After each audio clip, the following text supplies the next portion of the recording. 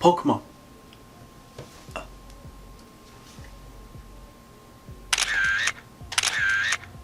What is up, guys? So today we are back with another video on the Rainbow Cup, and today we're actually going to be looking at the top 5 electric type Pokemon that I think you should look into. Now, just a quick disclaimer, all 5 of these Pokemon do come straight from PvPoke in the rankings section. You can actually just filter by electric typing and you can see all 5 of these Pokemon. The whole purpose of doing this video is to try to figure out why these Pokemon are in the top 5 and possibly what actually brings them above the other electric type Pokemon in the cup. And after doing a little bit of research into this video, I definitely feel like I know a little bit more about the electric types, so let's get into that. So our first Pokemon here is actually Magneton with 3 different weaknesses. A weakness to fighting, fire, and a 4 times weakness to ground here because we do also carry that steel typing. Magneton actually poses a pretty interesting position because it does actually have 2 legacy moves, one in the fast move area and one in the charge move area, that kind of propels it to the top of this list. Thundershock is an amazing fast move. It's got super quick charge and it's got a decent amount of damage, but it's just an all-around very, very quick move. Now, Spark actually does kind of get into that realm. It does have a pretty good energy gain compared to Thundershock, but it actually does a little bit more damage and sacrifice of the energy, so it's not that bad. Charge Beam is nowhere near the same compared to these two. I don't even think that it should be considered here. It's just not really on par with anything like Spark and Thundershock would be. Now, you could make the case that if you don't have Thundershock, you can actually sacrifice that half an energy per turn for the extra damage per turn.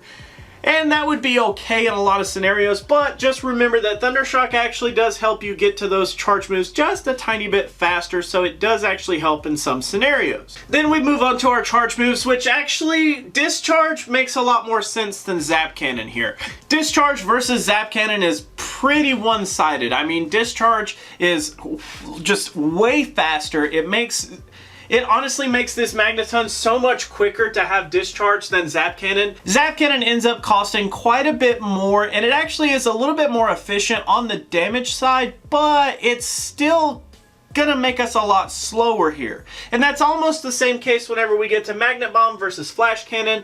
Flash Cannon just costs a lot more. While it does do quite a bit more damage, it does end up making us really slow. So if you had to choose between them, I would definitely build a Magneton to be a speed monster. Just insane amounts of energy gain, whether it's Spark or Thundershock, and then Discharge would, I mean, that would help so much. And then having that Magnet Bomb to actually do a little bit of neutral damage in the cup. It does have some resistances in the cup, but it would be able to do neutral in some matchups, which would definitely help if you're stuck in that scenario. Next, we're going to be moving on to Raichu here, and Raichu only has 1 weakness. Carrying that single electric typing only makes him weak to ground, which is actually pretty good. Now, he doesn't carry nearly the same amount of resistances as Magneton does, but I'd like to almost think as Raichu almost like a budget version of Magneton.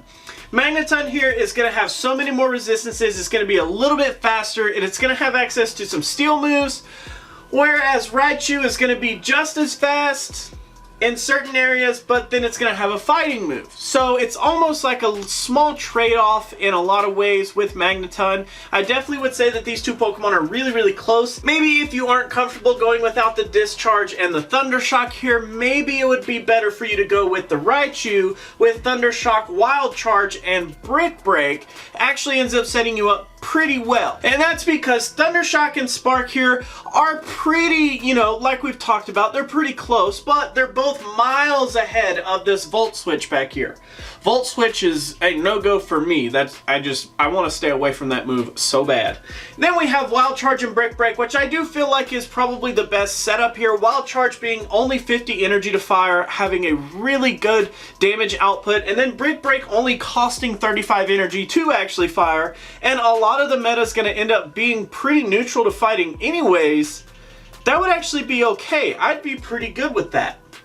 And then we also do have Thunder Punch and Thunder, which I'm not like too sold on either of those, honestly, considering that Wild Charge is such a more efficient move than either of those, and Brick Break is our fastest move. I definitely feel like that's, you know, just a good thing to leave those two out, as it'll keep us really, really fast as Raichu, and it'll make us feel a little bit more fluid actually in battle. Next, we're actually going to move on to Lanturn here, and Lanturn is back yet again for another cup here. I always love seeing Lanturn. He comes back, and he ends up just being a really good budget option. If you haven't already invested in a Lanturn, then Lanturn actually may be just right for you this month.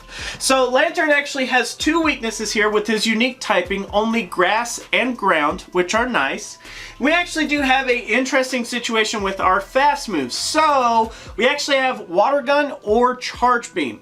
Now, I did say Charge Beam earlier was pretty bad here, but considering that it's our only electric fast move, we kind of got to work with what we got. So, in my personal opinion, I have had a lot of success with Charge Beam on Lanturn. I have just ran it that way. It's always worked out really well for me in that scenario, so I really do like having the Charge Beam. But in this cup in particular, there are a lot of Pokemon that actually end up needing Water Gun. Because a fire Pokemon is going to be so prominent on many teams, Water Gun actually helps you quite a bit there. And that's kind of the dilemma. Water Gun is going to be good against the fire, while Charge Beam is actually going to be good against the other water types. So you kind of got to build this Lanturn to be what you need on your specific team. Then when you get to the charge move areas, it basically comes down to Thunderbolt versus Thunder. And honestly, for me, Thunderbolt makes a lot more sense because it is a faster move to charge. It just kind of sets it up to be a better move in a lot of scenarios for me. I do really want to get to that charge move as quickly as possible, 90% of the time. So Thunderbolt makes a lot of sense for me. And then just for the extra coverage, definitely want to have that Hydro Pump there. But that's just my current build. I definitely think there's a lot of merit to having Water Gun, Thunderbolt, and Hydro Pump as well. Just kind of, like I said, depends on what you need. Next, we actually have Raikou. Yeah, Raikou, the legendary beast, dog, puppy, whatever he is. So he actually only has one weakness, considering that he is pure electric type. He only carries that weakness to ground, which is great. And then we actually have Shadow Ball. So Shadow Ball was actually added to Raikou not too long ago in a move update, and it actually helps him out quite a bit in this cup. If he didn't have Shadow Ball, I don't honestly think that he would be the number 4 slot. He may be the number 5 or the number 6. Because Shadow Ball actually gives us a lot of neutral coverage for the actual Rainbow Cup. Considering that not too many Pokemon are going to be weak to Ghost type, they're at least going to be neutral damaged. So that actually gives us a little bit more coverage here, which is always nice. Then we actually have Thundershock versus Volt Switch. And like we've talked about before, Thundershock is the way to go. You don't want to have anything other than Thundershock, especially not Volt Switch here. Then we actually do have Wild Charge. So Wild Charge is just, oh, it's amazing. It's so, so good. So with that being said, obviously I think I would go with Thundershock, Shadow Ball, Wild Charge. Easy peasy. And that's because whenever you get to this Thunderbolt and Thunder, it's kind of the same situation that we had with Raichu here. Raichu actually still has these other two moves to choose from, but that Wild Charge is the fast electric type move that we're needing, while Brick Break covers our neutral damage. Same thing with Raikou here. Wild Charge covers our really fast electric type move, while Shadow Ball is our coverage. I definitely think that's the way to go with Raikou. If you filled the Raikou this month, you got some big Voltorbs there. Last but not least here, we do have Electabuzz. So Electabuzz only having that pure electric typing only means that we have one weakness here again, which is of course ground type. And then we do have Thundershock, which like I've said, is the end all be all of most of our fast moves. We also do have Low Kick here, but Low Kick, it's not going to be like really great. I guess if you really wanted to have an Electabuzz that was more of a generalist rather than a specialist, you could go with Low Kick because you're going to hit most of the meta for pretty much neutral damage. But Thundershock really just helps us get to our charge moves so much faster, which I think is a lot more important for our Electabuzz. Now Electabuzz does only have electric type charge moves, which I think really holds him back. But unfortunately, once you start to get past these top 5, you really start to see why these are the top 5. These are the top 5 because they have more coverage than just the electric typing. If you remember when we announced the actual Rainbow Cup, the electric typing is resisted by grass and it's really only good up against the water type. And then there's some couple other niche cases where it can do good up against a couple of flying types and a couple of like neutral situations. But honestly, it's pretty much a specialist type in itself. Electabuzz here only having access to electric type moves really means that we're kind of stuck in a weird position.